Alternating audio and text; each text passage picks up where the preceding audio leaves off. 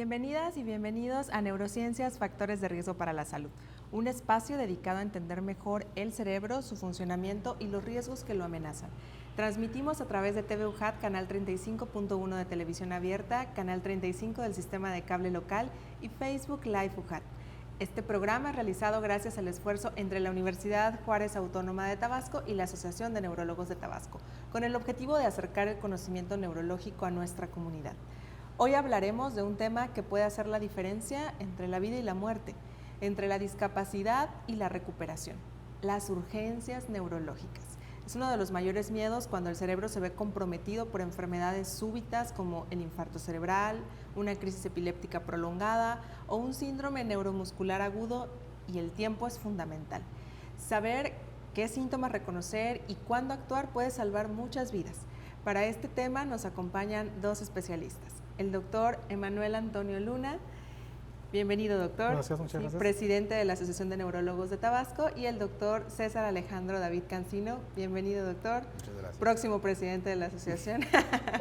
Ambos son neurólogos, subespecialistas en neurofisiología clínica, expertos en varios de los estudios y de su interpretación que se van a requerir de hecho en varios de estos padecimientos agudos. Y para comenzar con nuestra plática hoy, ¿podría decirnos, doctor César, qué es o qué entendemos por una urgencia neurológica? Urgencia neurológica es un padecimiento que se desarrolla en cuestión de poco tiempo, minutos, horas, pocos días, y que si no se atiende a la brevedad o a tiempo puede condicionar que quede una secuela irreversible o que condicione la muerte del paciente, ¿no? Okay. Entonces es una enfermedad neurológica que tiene esas características. Y pues hay poquitas realmente urgencias neurológicas, pero todas ellas pueden llegar a ser catastróficas. Y además que sí hay como tratamientos, ¿no? Algo para limitar el daño o para incluso detenerlo, ¿no? ¿Y qué tienen en común estas condiciones que pueden ser, pues el sistema nervioso, hemos hablado a lo largo de los programas, que es muy extenso, ¿no? Desde la corteza del cerebro hasta la médula. ¿Qué tienen en común estos padecimientos para decir que son urgencias? El doctor decía el tiempo, ¿no? Creo que es como lo fundamental. El hecho de no tratarlas y las secuelas, o sea que el tiempo, lo catastrófico que puede ser el desenlace, tanto en discapacidad como en mortalidad, y que sí, que todos, como dices tú, son enfermedades donde se puede intervenir si se atiende o si hacemos alguna cuestión de intervención temprana. Y aunque son poquitas, ¿son frecuentes, doctor Emanuel?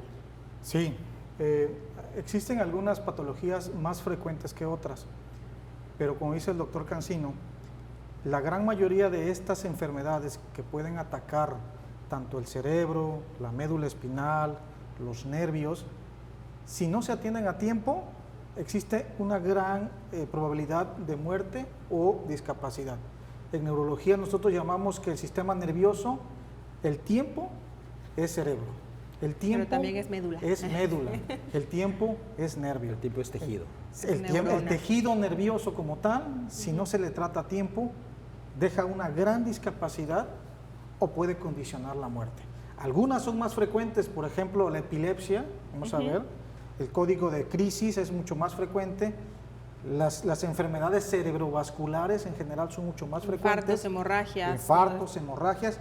Y otras son menos frecuentes, pero que si no se diagnostica a tiempo, pues evidentemente se pone el riesgo de la vida. Estas últimas, que no son tan frecuentes, son las que en general el paciente le va peor, porque nadie las puede percibir. Usted te lo llevan al mes. Lo va al médico, va al otro médico, entonces cuando el paciente recibe una atención especializada, evidentemente ya no hay mucho que hacer. Aquí lo más importante es documentarlo a tiempo para tratar. Y como bien decías, a lo mejor siguiendo un poquito la anatomía, o sea, una de arriba para abajo o del cerebro para la médula, ¿cuáles serían las urgencias neurológicas que considerarías más relevantes, doctor César?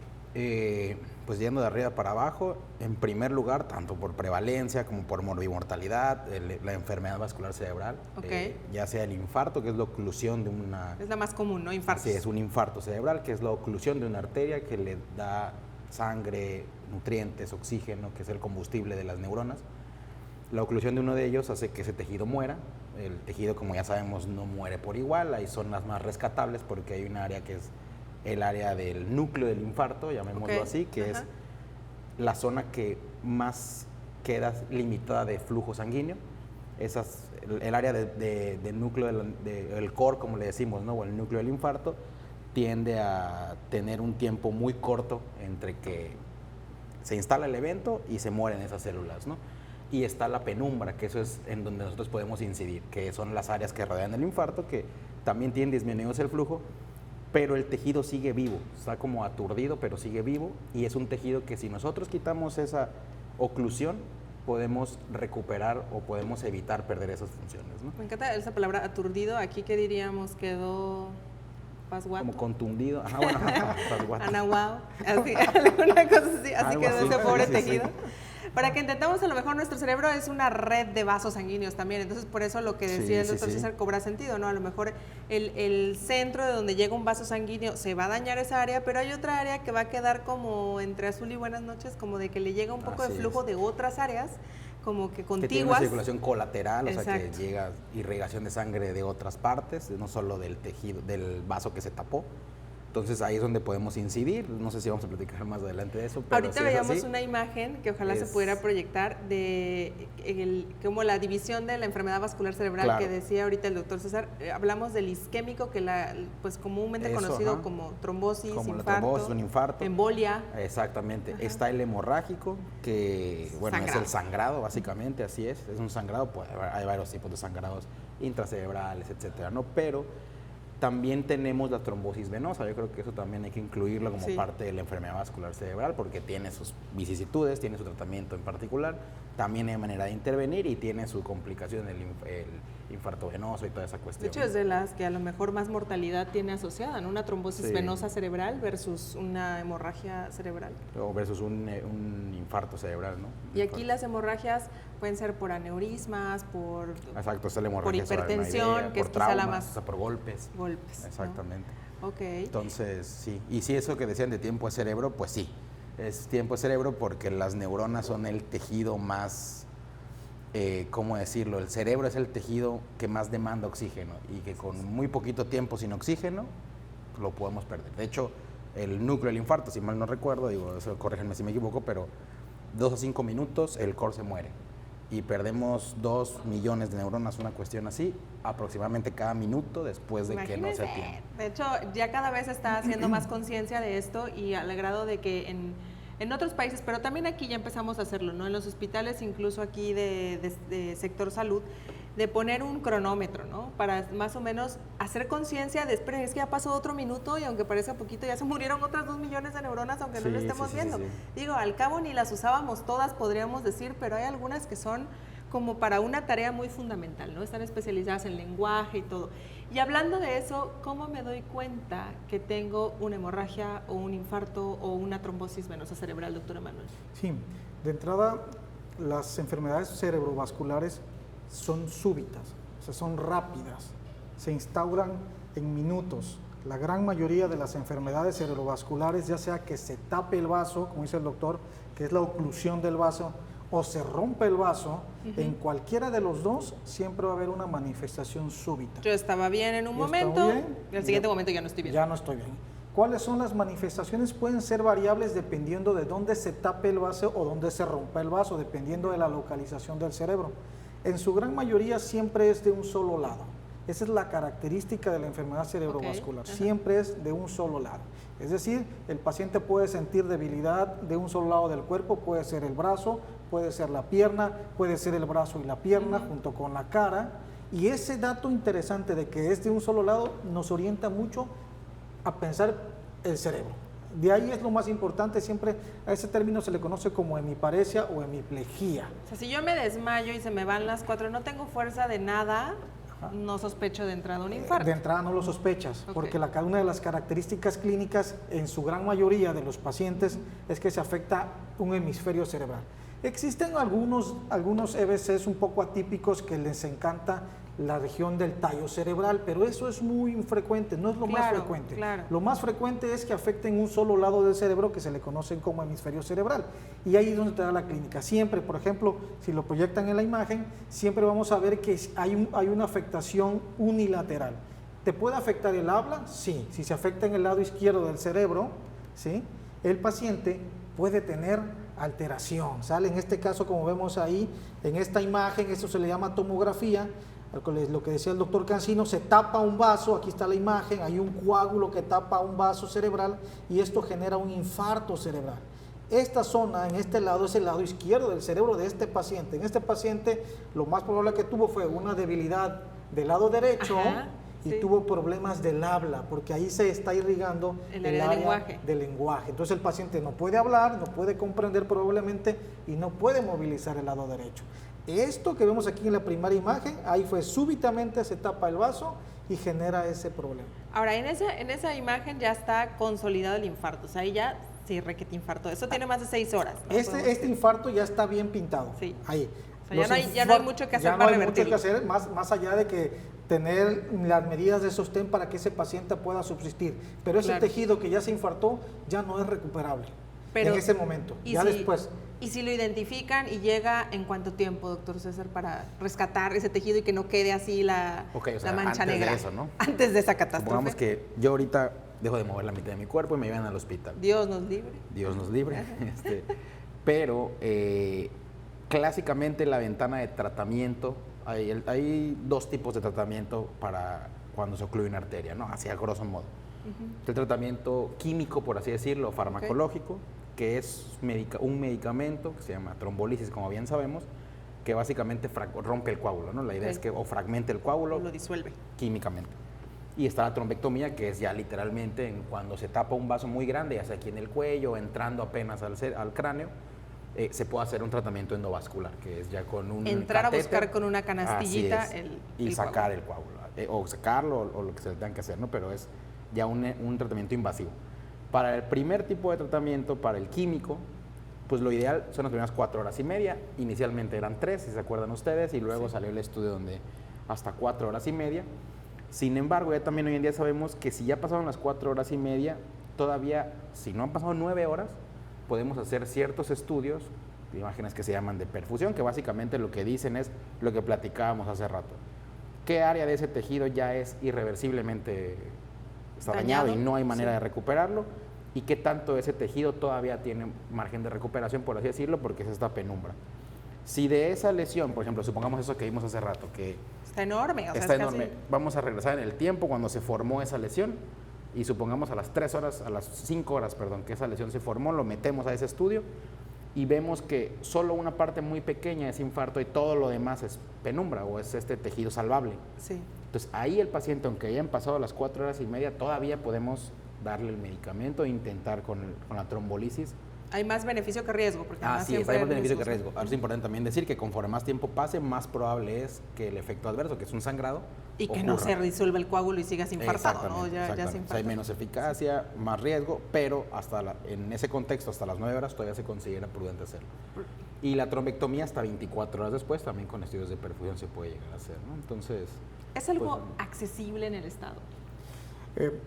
Es un poco complejo porque no solamente hablamos en el Estado, sino todo México. Realizar una trombolisis, que es como dice el doctor, es el coágulo se disuelve a través de químicos, en este caso de alteplasa, generalmente sí se cuentan en la mayoría de los hospitales de segundo nivel, sí, segundo y tercer nivel. En el centro de salud, probablemente en los hospitales comunitarios, difícilmente tenemos este medicamento, los que se manejan en segundo nivel. Por ejemplo, en el Juan Graham, en el Rovirosa, en el ISSSTE, en los hospitales IMSS, que son de segundo nivel, tercer nivel, se tiene el medicamento. Ahí se tiene, es el que se utiliza para la trombolisis. Ahora, el otro procedimiento que comenta el doctor, que es la terapia endovascular neurológica, el rescate endovascular, el jalar el coágulo, sacarlo con la canastilla, ese es un poco más complejo. ¿Por qué?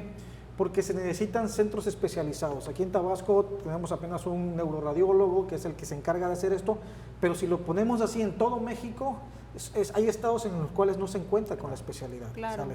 Los neuroradiólogos son muy escasos para toda la gran población que tiene nuestro país, y en el estado apenas contamos con uno, ¿sí? Probablemente 2, a lo mucho. Entonces, en esa parte sí es un poco más difícil. En centros más especializados de tercer nivel, ahí se tienen probablemente el recurso humano para hacer la terapia endovascular. Y también eso de los medicamentos, nada más también aclarar que hablando de precisamente lo de la disponibilidad, es el mismo que se usa también para infartos del corazón, ¿no? Ajá. Entonces, lo tenemos más disponible por eso también, ¿no? Porque se usa para algo tan prevalente como esto del infarto del corazón.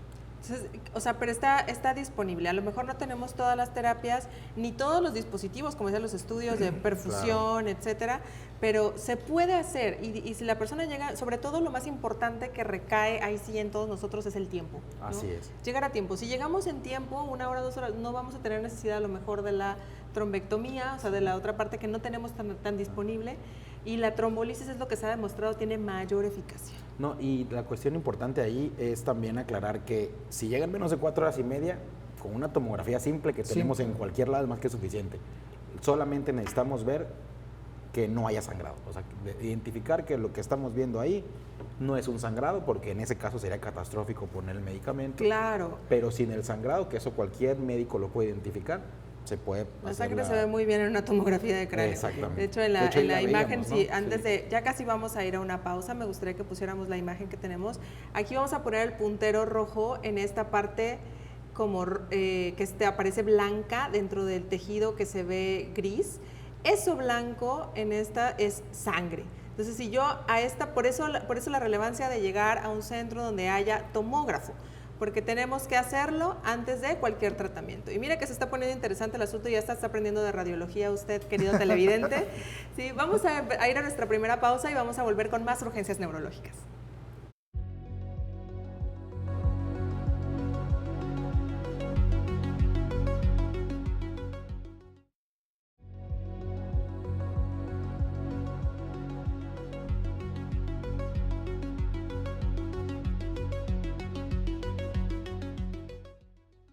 Ya estamos de vuelta en este bloque 2 de urgencias neurológicas, la parte más grave y que podemos además revertir o tratar para que podamos tener una mejor calidad de vida o incluso quedar íntegros como previo a la urgencia neurológica.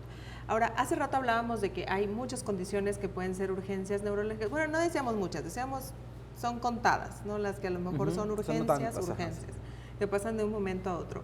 Ahora, hablábamos de empezando de arriba para abajo, y si ahora nos vamos de afuera hacia adentro o de abajo para arriba, tenemos a los nervios periféricos. Todos hemos escuchado las neuropatías, ¿no? Es algo que un término cada vez que usamos más común, sobre todo con la diabetes. Pero, ¿qué pasa cuando me ocurre una neuropatía aguda? ¿O qué es lo que yo estaba bien y de pronto empiezo a tener a lo mejor síntomas que sensitivos, pérdida de fuerza? ¿Cuál sería la urgencia en un nervio periférico? Sí. Mira, antes de comentar esto, me gustaría al televidente decirle que el sistema nervioso lo dividimos en sistema nervioso central, que es lo que estuvimos platicando ahorita del EBC, compuesto por el cerebro, compuesto por la médula espinal, y un sistema nervioso periférico, compuesto propiamente por raíces, nervios y la parte de la placa neuromuscular, que es la unión entre el nervio y el músculo. Una de las urgencias neurológicas es las polirradiculoneuropatías, es decir, el cableado que tenemos nosotros de nervios en los brazos y en las piernas que nacen de la médula espinal, tienen sus propias enfermedades, sus propias patologías. Y una de ellas es el síndrome de Guillain-Barré, ¿sí? De estas que se afectan específicamente el nervio, el cableado, lo que nos da fuerza.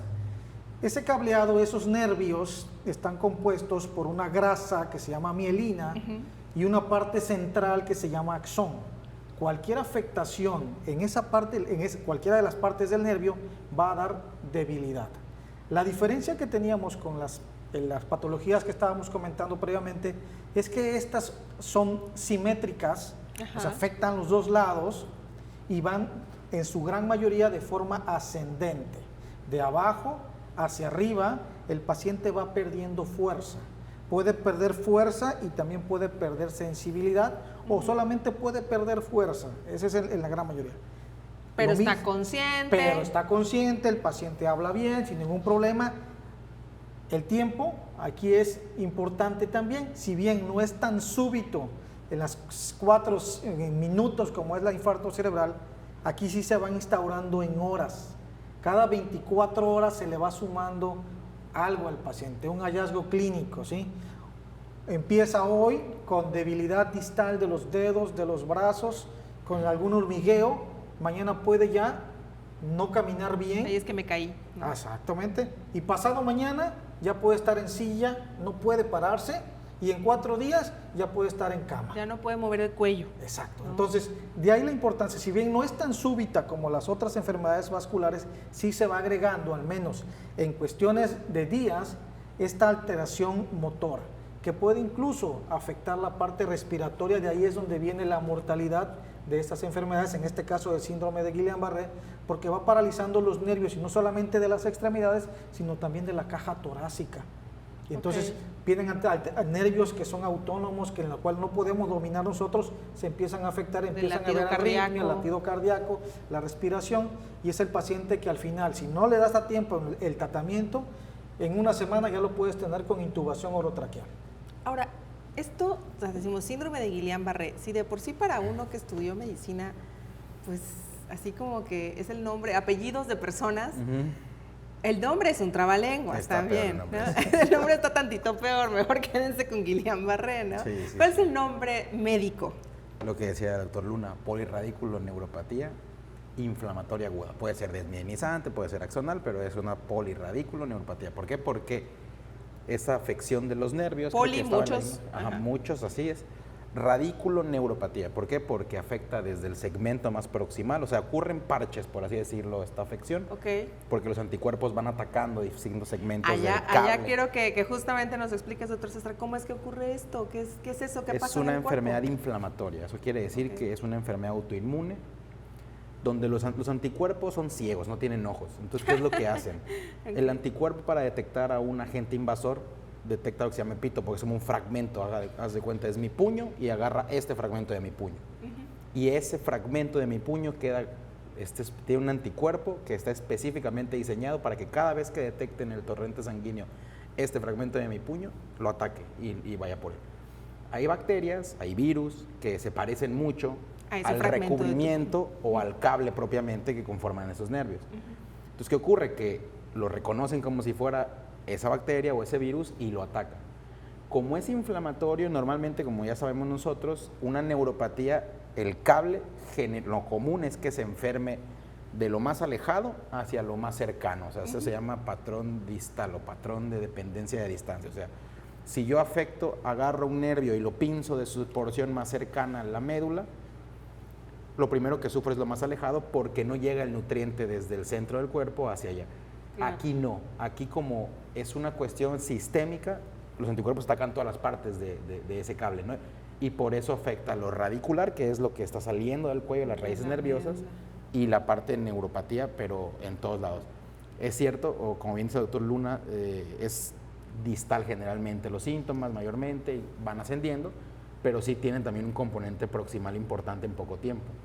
Y al ser una enfermedad autoinmune, hay tratamiento para disminuir esa inflamación y evitar que esta enfermedad pues condicione la muerte o deje secuelas importantes, ¿no? Al final, al ser un nervio periférico, el nervio aguanta más castigo que el cerebro, por así decirlo.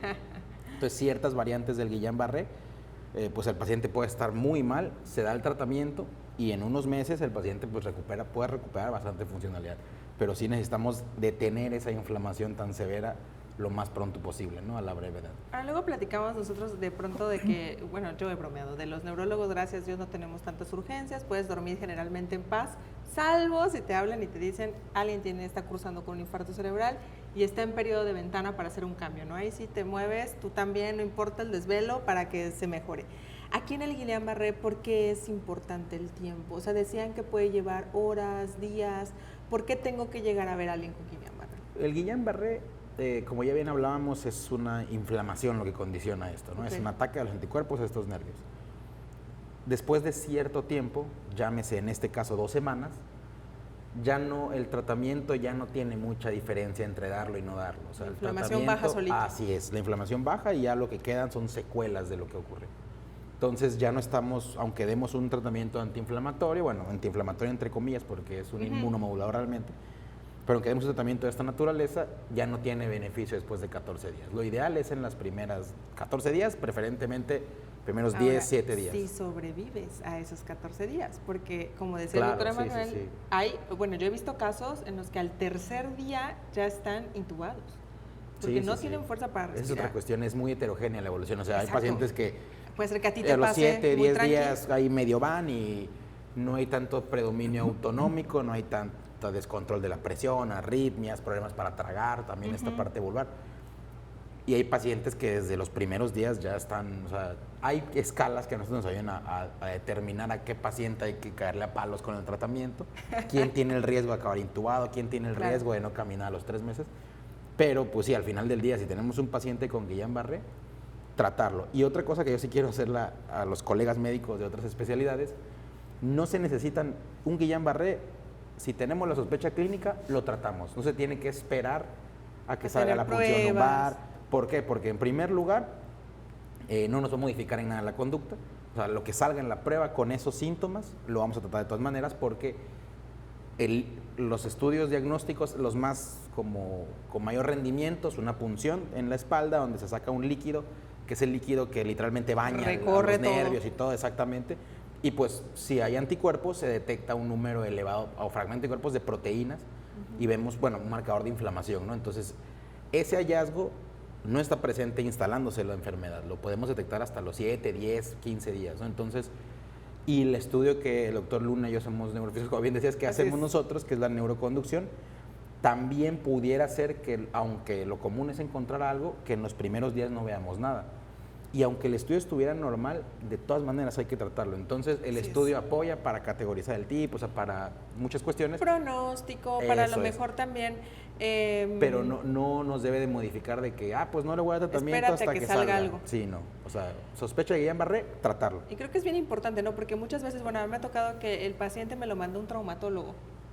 O sea, como no me podía mover, como no tenía fuerza, fui con un traumatólogo porque creí que era de las articulaciones o algo más, ¿no? Y el traumatólogo dice, no, pues esto no es mío y va para el neurólogo, pero a consulta, cuando en realidad esto sí es una urgencia, ¿no? Digo, ya también si lo vieron a lo mejor después de un mes, pues ya es la secuela, como bien dices, ya sobrevivió, ya sale del riesgo de mayor complicación, pero ¿qué tal cuando está en el periodo todavía crítico, ¿no? Ahora, ¿por qué rayos pasaría esto? Este programa es de mucho mal viaje, ¿eh?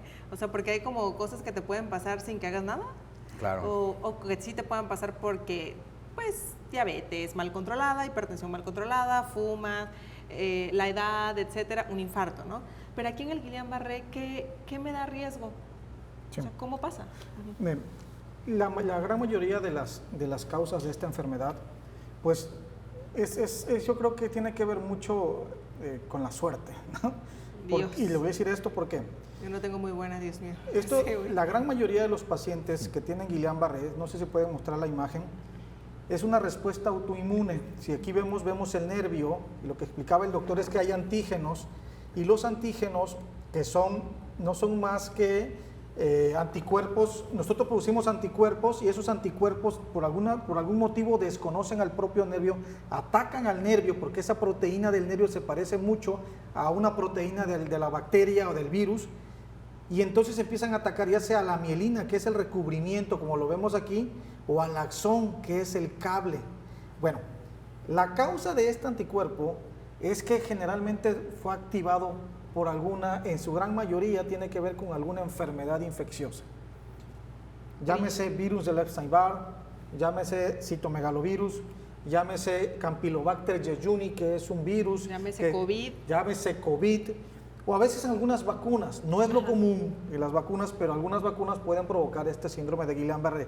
Pero hay otras cosas, como por ejemplo una cirugía, puede provocar Guillain-Barré.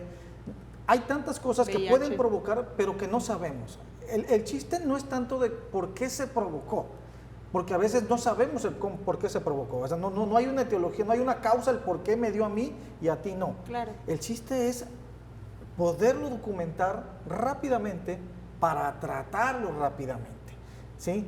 En su gran mayoría, estos sistemas autoinmunes atacan nuestro nervio y tú dirás, bueno, ¿y por qué a algunos sí le va peor? Como dijo el doctor, que pueden evolucionar rápido y otros más lentos, porque depende de dónde ataque el anticuerpo. Si ataca al axón, a lo que está por dentro, ¿sí? Les va peor. que si ataca al recubrimiento que es la mielina. Porque tarda más en regenerarse. ¿Y tiene que ver algo con la genética? Sí. Por ejemplo, los que atacan el axón, el síndrome de Guillain-Barré que ataca el axón, se da más frecuentemente en razas asiáticas o latinas. En los latinos o nosotros nos da mucho el axonal. Ajá. En los que son caucásicos, en su gran mayoría se le ataca la vaina de mielina, la grasa. Esta tiene mejor pronóstico que las que se afectan el axón. Y esto es porque el axón evoluciona más rápido. Y si no lo atiendes con una velocidad adecuada, pues el paciente va a llegar en 3 o 4 días, ya está con tubo, con intubación orotraqueal, con una máquina que le está dando respiración, ¿sí? A la otra que es un poco más lenta. Ya. ¿Sí? Entonces sí tiene que ver mucho la genética, nuestra genética como tal, sí tiene que ver mucho en la respuesta del sistema inmunitario hacia nuestros nervios. Pero en resumen podríamos decir, genética o no genética, todo, el mejor pronóstico lo va a dar identificarlo tempranamente así es. y Y acudir tratarlo. para que te traten. Y otra cuestión, crece muy lento el nervio, como bien dice el doctor Luna. El nervio crece, dato curioso, a 1 milímetro por día. Esa es la velocidad de crecimiento del nervio. Entonces, si le tiene que crecer todo esto, pues mejor tratarlo lo más pronto posible para Sí, claro. Y en las condiciones óptimas, ¿no? Que no te Así falte es. ningún nutrimento y nada. Entonces, por ahí agua pasa por mi casa, sí. No hablamos aquí de la neuropatía crónica que los familiares tienen a lo Porque mejor esa no es urgencia. 2 años con la neuropatía y le dio dolor ayer, eso no es. Claro, O sea, de hecho acá no suele haber como mucho dolor. Acá lo que suele haber es generalmente debilidad. O sea, Sí. como Y había el dicho, debilidad. Guillain-Barré casi nunca dura, o sea, bueno, virtualmente nunca dura más de 4 semanas. O sea, o el paciente no va empeorando a lo largo de más de 4 semanas. Si el paciente, doctor, es que hace 6 semanas empecé y no he dejado de empeorar, hay que buscar una opción alternativa de diagnóstico, ¿no? Ok, eso también es muy importante. Yo creo que aquí el tratamiento y pensarlo, ¿no? Sospecharlo, sobre todo a todos, a la población. Si yo tuve una infección y de pronto ahorita presento debilidad, 2 semanas después, 1 semana después, algo a lo mejor prendió mi sistema inmune, puede haber una relación Claro. como con eso que me pasó, mejor voy a que me atiendan, ¿no? Y si estoy presentando debilidad, aunque sea de las 2 piernas o de los 2 brazos, o se me caiga el cuello, o que no puedo tragar, eso es neurológico. Y hay que acudir Totalmente. con el neurólogo, ¿no? Y bueno, tenemos muchas urgencias. Yo creo que una de las urgencias más frecuentes también, esta no es tan frecuente, es mala, pero no es tan frecuente. ¿Cuál? Pero otra, no, el el Guillain-Barré, Guillain-Barré, sí. pero la que viene, esa sí es de todos los sacrosantos días y es uno de los peores temores y peores mal viajes, que es el dolor de cabeza. El dolor de cabeza, No, sí, para sí, mentir. sí. Sí. Creo que es lo que, bueno, al menos lo que más vemos. ¿Causa es, más me frecuente imagino, de consulta, a lo Sí, mejor? sí, Incluso sí, en sí. urgencias, ¿será? Sí, Sí, es una de sí, las sí. causas más frecuentes en la cual ve el neurólogo, sí, Sí, sí, sí. los dolores Sí, de cabeza. El término cefalea es el término médico, los dolores de cabeza son de las cosas que más se ve. Ahora, hay más de 100 tipos de dolores de cabeza, ¿no? Bueno, hay clasificaciones y tenemos de que dependiendo a qué hora te ocurra, cómo, o sea, vamos a aprender en el programa, ¿sí? En este siguiente bloque, cómo distinguir un dolor de cabeza secundario a algo grave, ¿sí? Versus a lo mejor un ataque de migraña, Ok, ¿sí? Creo parece que muy bien. vamos a ir ahorita a nuestro segundo corte y vamos a volver con este tema que a usted le importa mucho, cómo identificar que mi dolor de cabeza es una urgencia.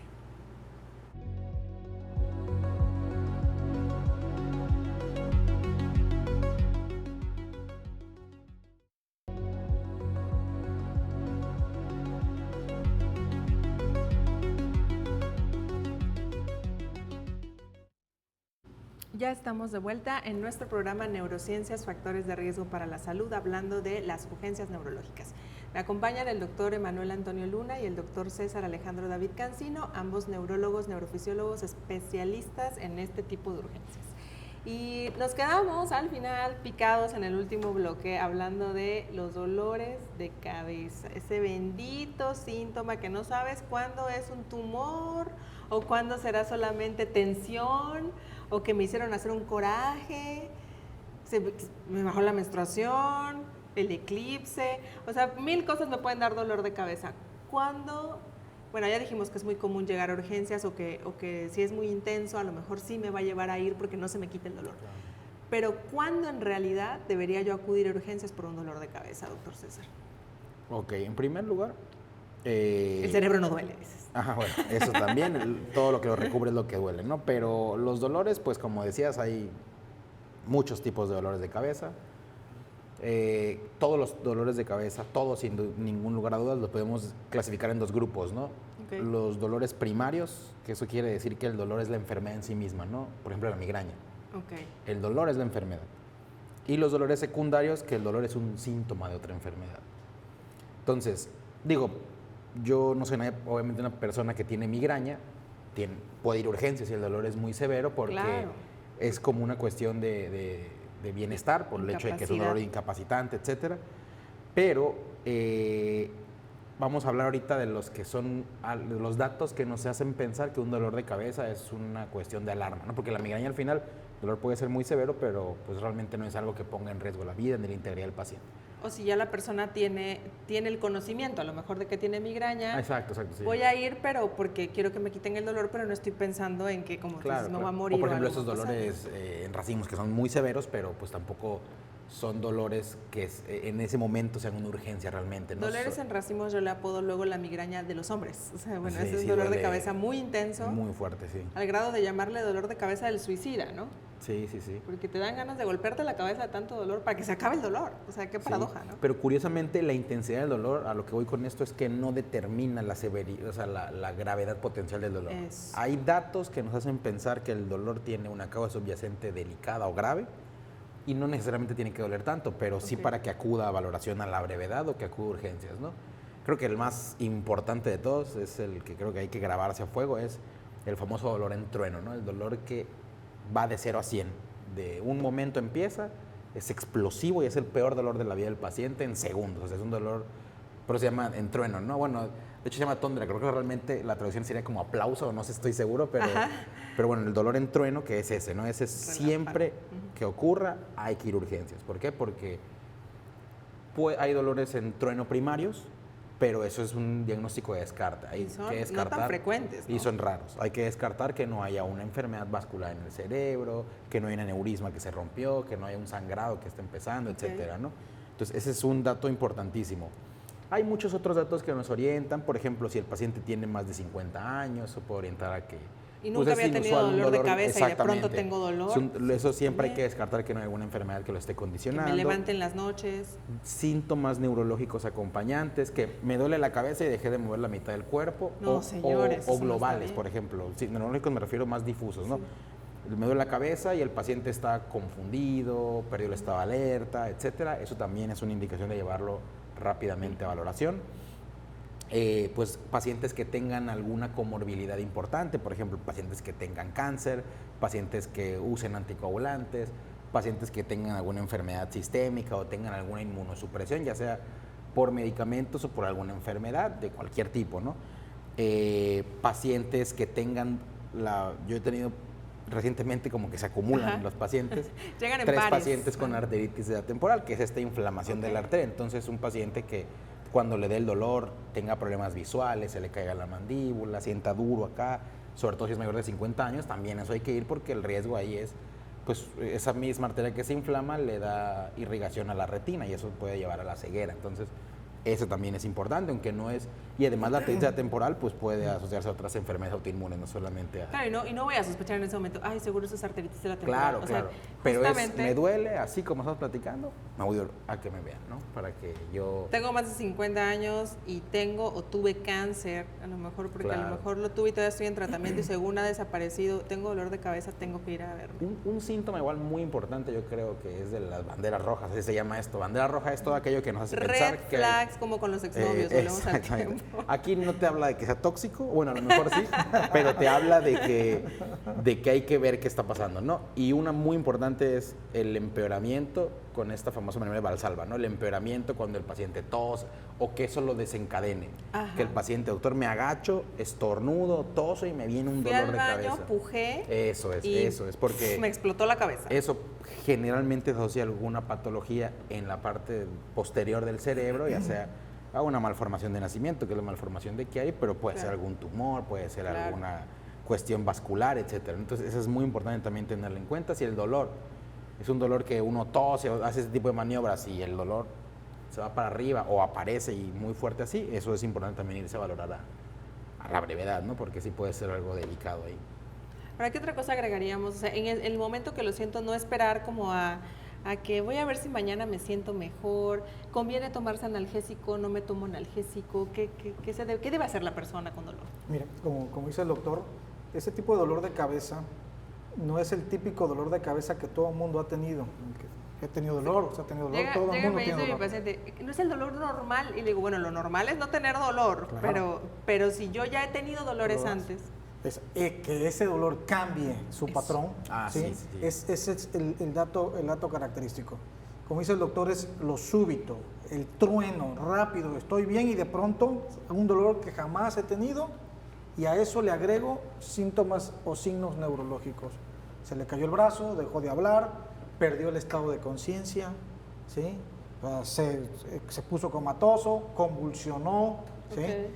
Tiene fiebre y no tenía fiebre, había tenido fiebre y ahora ya tengo fiebre, y entonces esos datos... Rigidez de nuca. Rigidez de nuca, el paciente que tiene, como bien lo dijo, hay pacientes que tienen condiciones preexistentes, ¿sí? Que están tomando, por ejemplo, algún inmunosupresor, o que tienen enfermedades propiamente que bajan las defensas, el paciente que tiene leucemia, el paciente que tiene enfermedad de la sangre, el paciente que tiene HIV, muchas enfermedades bajan las defensas y pueden entrar patógenos oportunistas, ¿sí? Y ahí es donde el paciente tiene síntomas que no sienten generalmente en un simple dolor de cabeza. Claro. Pero la característica es lo súbito. Ante un cuadro súbito, con todos estos síntomas que ya platicamos, lo ideal es que no se automediquen. Lo ideal es que vayan directamente con el especialista. ¿Por qué? Porque hay que descartar este dolor de cabeza en trueno, que puede ser desde una enfermedad vascular, desde que se tapó un vaso o se rompió un vaso, hasta una infección, ¿sí? Entonces sí tiene que ver mucho esta parte. Lo ideal es que acudan, si el dolor de cabeza fue intenso, jamás lo había tenido, ¿sí? Y tuvo estos síntomas, inmediatamente acudir a urgencias. De hecho, si pueden poner la imagen, ¿sí? Aquí están todas las causas que hemos comentado, todas las causas, desde enfermedades más frecuentes como la hemorragia subaracnoidea, que es se rompe un aneurisma y sangra, es lo más común, ¿sí? Síndrome de vasoconstricción cerebral reversible, ¿sí? Que se ve mucho en pacientes que son embarazadas. La embarazada, por ejemplo, que acaba de tener su bebé y de pronto empieza con dolor de cabeza. Ese es un dato de alarma, porque si bien hablábamos de las arterias, también las venas son importantes. Sí. Puede haber una trombosis venosa cerebral, pero también puede haber un síndrome vascular reversible, en este caso por hipertensión, pero otras enfermedades, como ya la vemos ahí, desde que se desgarra una arteria, ¿sí? En este caso, disección arterial, hasta una crisis hipertensiva, el paciente que es hipertenso y dejó de tomar sus medicamentos y tiene una crisis hipertensiva, le puede dar esto, incluso puede tener una hemorragia. Muchas enfermedades, todas esas que estamos viendo ahí, los que ven nuestros televidentes, causan dolor de cabeza súbita, que si no se trata, sí tiene implicación en la vida. Es decir, muchos pacientes pueden fallecer con cualquiera de estas enfermedades que estamos viendo en pantalla. De ahí la importancia de llegar a tiempo para tratarse. No es que seamos fatalistas, igual sí somos un poquito. Les digo que este programa era de un poco de mal viaje, porque pues son urgencias, cosas que te pueden matar, pero nuestra obligación es pensar como el peor escenario posible y de ahí vámonos para abajo. ¿Por qué? Porque tengo que tratarlo tempranamente. O sea, si yo voy de menos a más, diciendo a lo mejor es tensión, denle ahí un ketorolaco, y que se vaya a su casa y pasan las horas y en un aneurisma roto regresa en coma. Y o no llega. Los aneurismas se rompen y dan este sangrado centinela, ¿no? Exacto. Que, no se ve en la imagen. Se le puede incluso hacer una punción lumbar para ver si hay eritrocitos ahí o glóbulos rojos con ciertas características, pero puede no verse nada y, o sea, hay que tenerle respeto a ese tipo de dolor, ¿no? O sea, no hay que, pues vaya con Dios, ¿no? O sea, hay que estar al pendiente, hay que ver. Eso hay que automonitorearse, ¿no? Yo creo que el que lo siente sabe que es un dolor anormal. De hecho, a lo mejor me gustaría que para darle cierre a esto, para que las personas nos entiendan lo que es raro y es infrecuente, me gustaría que a lo mejor, así como dice doctor César, un caso así como de arteritis de células gigantes, sí, exacto. Que es una enfermedad autoinmune que inflama las arterias y que eso es lo que da el dolor de cabeza, y que dices, está la arteria cerca de la retina y me puede dejar ciego. Es una enfermedad rara, o sea, no es tan prevalente, ¿no? Yo puedo decir que a mí me tocó ver un paciente que tuvo un dolor de cabeza en trueno, y de pronto dice, sentí que se me partía la cabeza, jamás había tenido nada de eso, mi familia había tenido COVID, yo dije, pues igual y me voy a empezar a enfermar. Pero algo que también no hemos mencionado es que va increciendo, ¿no? O sea, lo tuvo un día horrible, se tomó analgésicos, no mejoró, y al día siguiente dice, no dormí del dolor, y al día siguiente lo tenía peor. Y entonces eso no es normal, eso nunca me había pasado. Sí, no. Yo soy una persona joven, además joven, deportista, o sea, como decimos con la embarazada, ¿por qué le va a dar dolor de cabeza? No, eso no es normal.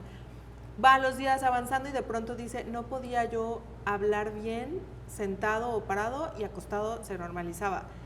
Eso tampoco es normal. Sí, eso también es una bandera roja, lo postural. O sea, que un dolor de cabeza Exacto. varíe mucho entre estar de pie y acostado, también hay que verse eso y por cuestiones como las que comentas. Y créeme que todos nos equivocamos, y aquí esto también va por eso para todos, para médicos, enfermeras, paramédicos.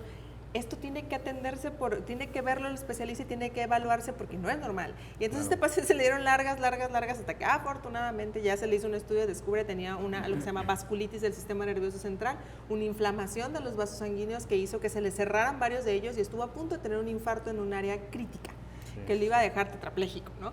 Entonces, ¿cómo es? Y el aviso fue un dolor de cabeza, que a lo mejor se dejó pasar y tuvo suerte y no le pasó a más, pero puede ser que yo hubiese llegado cuando la arteria se hubiese cerrado. Y sí nos avisó, y nos avisó con días, ¿no? Sí, Entonces ahí es acudir, confiar, o sea, identificar esas señales en el cuerpo. No sé a ti, doctor Emanuel, si te ha pasado con algún caso, algo que el aviso fue el dolor de cabeza y terminó en un caso de algo raro, ¿no? Sí, claro. Hay muchos casos. El típico caso es nuestro abuelito, el abuelito que se cayó, se golpeó la cabeza, no pasó más, y a los 2 días el abuelito ya no puede hablar, el abuelito ya no puede caminar, el abuelito ya no tiene, le haces la tomografía y tiene un hematoma subdural, un hematoma que no es tan rápido como los otros abruptamente. Claro. Esta sangre se va acumulando por Por arriba de la semanas. capa del cerebro, pero el paciente, si no se atiende, ¿sí?, puede complicarse, Sí, puede sí. tener discapacidad, pero también se compromete la vida. Entonces, hay tantas causas, pero aquí lo importante, como bien dices, es la sospecha clínica, el abordaje clínico, la relación con las imágenes. Ahorita en cualquier lado se hace una tomografía bien determinada hacia un cuadro clínico bien determinado nos Claro. ayuda mucho. Claro. ¿Sí? Si requiere contraste o no, dependiendo de la edad, de las Claro, comorbilidades, claro. o sea, Los nos síntomas pueden también, ayudar, otra ¿no? cosa que haya agregado, etcétera, ¿no? Pues ya saben, si hay dolor de cabeza hay que acudir, y nos queda poco tiempo antes de concluir nuestro programa, y me gustaría que abordáramos en un par de minutos otra urgencia neurológica, que son las crisis epilépticas. Sabemos que hay personas con epilepsia y que las crisis van a tener crisis a lo largo de su vida, y no en todas hay que acudir a urgencias. Tips de cuándo debo llevar a una persona con una crisis epiléptica a urgencias. Sí, en general una crisis epiléptica no es indicación de que vayan a urgencias. Ok. Casi todas, o bueno, lo más común es que sean autolimitadas en poco tiempo. Nosotros solamente consideramos que es una urgencia, porque sí puede ocurrir cuando cumple una de 2 condiciones. O la crisis con movimiento, etcétera, dura más de 5 minutos, ¿Ok? o en caso de que el paciente se quede parpadeando, que son estas ausencias son más de 15 minutos, o que una parte del cuerpo nada más se mueve, son más de 10 minutos, pero vamos a poner el tiempo para que el paciente vaya, 5 minutos es el Va. número que yo pondría como Corte. corte, exacto. Mejor llevarlo después de 5 minutos que esperarse lo demás. O que tenga una crisis que no dure eso, dure menos, pero que luego tenga otra y que en el inter de esas 2 crisis nunca se recuperó. O sea, el paciente tiene su convulsión o su crisis, bueno, convulsión lo digo para que la gente coloquialmente lo entienda, Sí. tiene su crisis epiléptica, no recupera, ya muchos pacientes quedan con algo que se llama posictal, que ya sabemos que es esto, que quedan así como pues desorientados, o etcétera, ¿no? O incluso con somnolencia, todo, y que antes de regresar a su estado normal, el paciente tenga otra crisis. Ahí sí hay que ir. ¿Y por qué hay que ir? Porque esto ya predispone a que esas crisis ya no se van a quitar solas. Normalmente las crisis no duran eso porque tiene el cerebro mecanismos para abortarla o para cortarla, exactamente, para terminarla, ¿no?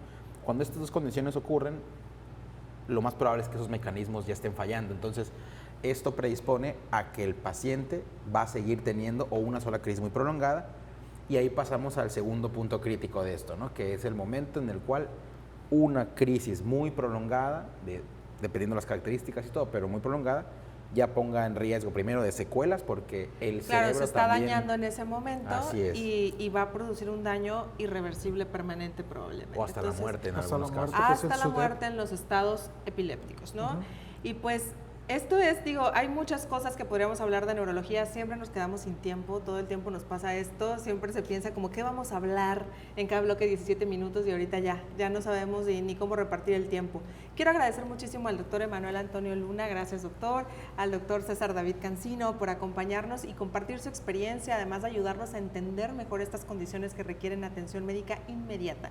Y gracias a ustedes por acompañarnos en Neurociencias, Factores de Riesgo para la Salud. Este programa que les recordamos es una colaboración entre la Universidad Juárez Autónoma de Tabasco y la Asociación de Neurólogos de Tabasco. Recuerden seguirnos en redes sociales, en Facebook como Asociación de Neurólogos de Tabasco y en Instagram como ANTAP-AC. Se despide de ustedes la doctora Victoria Celino Palomino. Hasta pronto. No, pues un gusto, ¿no? Con los presidentes.